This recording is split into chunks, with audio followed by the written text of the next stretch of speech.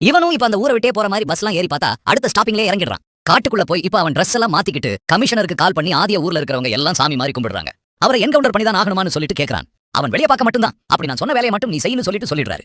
இப்ப அந்த வீட்ல இருக்க ஒரு இடமும் இவனுக்கு தெரியும்ன்றதால ஆதியோட ரூமுக்கு நேரா பாத்திரம் எல்லாம் கவுத்து வச்சிருக்க ஒரு ஸ்லாப் இருக்கும். யாருக்கும் தெரியாம அந்த ஸ்லாப்ல ஒளிஞ்சிட்டு எப்படியாச்சும் அவனை என்கவுண்டர் பண்ணிடலாம்னு சொல்லிட்டு பாத்துட்டே இருக்கான். ஒரு வாட்டியும் அவனை பாயிண்ட் பண்ணும்போதெல்லாம் சாந்தி நடுவுல வந்து நின்னுறா. இப்ப இவங்களும் குடும்பத்தோட கிளம்பி திருவிழாக்கு போயிடுறாங்க. பார்த்தா ஆதிக்கு ஒருத்தர் கால் பண்ணி இது மாதிரி ஒரு டாக்குமெண்ட் வேணும்னு சொல்லிட்டு கேட்டுட்டு இருக்காரு. எல்லாரையும் திருவிழால விட்டுட்டு இவர் மட்டும் தனியா அவர் வீட்டுக்கு போறாரு. பார்த்தா வீட்ல ஏதோ தப்பா இருக்குன்றத புரிஞ்சுக்கிறாரு. செவுத்துல எல்லாம் கையச்சு இருக்கு. யாரோ மேல ஏறி இருக்காங்கன்றது அவருக்கு தெரியுது.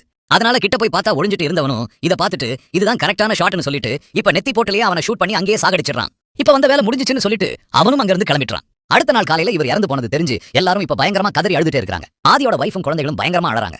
இவனும் ட்ரெஸ் மாத்திட்டு அங்க இருந்து கிளம்பலாம்னு சொல்லிட்டு பாக்கும்போது சாந்தி இவனுக்கே கால் பண்ணி ஆதி எப்படி இறந்துட்டான்னு சொல்லிட்டு பயங்கரமா கதறி அழுதுட்டே இருக்கா. இவனுக்கும் வர வழி இல்லாம இப்ப மாலையெல்லாம் வாங்கிட்டு இப்ப சாவு வீட்டுக்கு போனா குழந்தைங்க இறந்து போனவங்க அப்பாவை பார்த்து கதறி அழறத பாக்குற இவனுக்கும் ரொம்பவும் கஷ்டமா இருக்கு. ஸ்கூலுக்கு போற சில குழந்தைகள்லாம் வந்து நம்ம 3 வேளை சாப்பிட்டு நல்ல ட்ரெஸ் போட்டு ஸ்கூலுக்கு போறோம்னா அதுக்கு காரணம் நீங்க தான் சொல்லிட்டு பயங்கரமா வருத்தப்பட்டு அழுதுட்டு இருக்காங்க. இத பாக்குற இவனுக்கும் ஒரு நல்லவனை கொன்னுட்டோமோன்ற டவுட் வர ஆரம்பிச்சிடுது.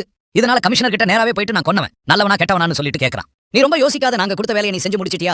எல்லாத்துக்குள்ளேயும் ஒரு அரசியல் இருக்குன்னு சொல்லிட்டு சொல்லி அனுப்பிச்சிடுறாரு. இவனும் வீட்டுக்கு போய் சாப்பிடலாம்னு சொல்லிட்டு பாக்குறான். ஆனா இவனால சாப்பிடவே முடியல. பயங்கரமா குற்ற உணர்ச்சியா இருக்கு. பயங்கரமா வருத்தப்படுறான். இத பாக்குற வைஃபும் நம்ம ஃபேமிலியை கூட்டிட்டு கொஞ்ச நாள் வெளியே போலாம்னு சொல்லிட்டு இப்ப குழந்தைய கூட்டி வரதுக்காக போயிடுறாங்க. பார்த்தா சாந்திக்கும் ஆதிய கொன்னது அருண்மொழின்னு தெரிஞ்சிடுது. பார்த்தா வீட்ல ஆள் இல்லாத நேரமா பார்த்து சாந்தியும் ஆளுங்களை கூட்டிட்டு வீட்டுக்கு வந்துடுறா. உன்னை நம்பி வீட்டுக்குள்ள விட்டதுக்கு என் புருஷனே நீ கொன்னுட்டே இல்லன்னு சொல்லிட்டு பயங்கரமா கோவப்படுறா.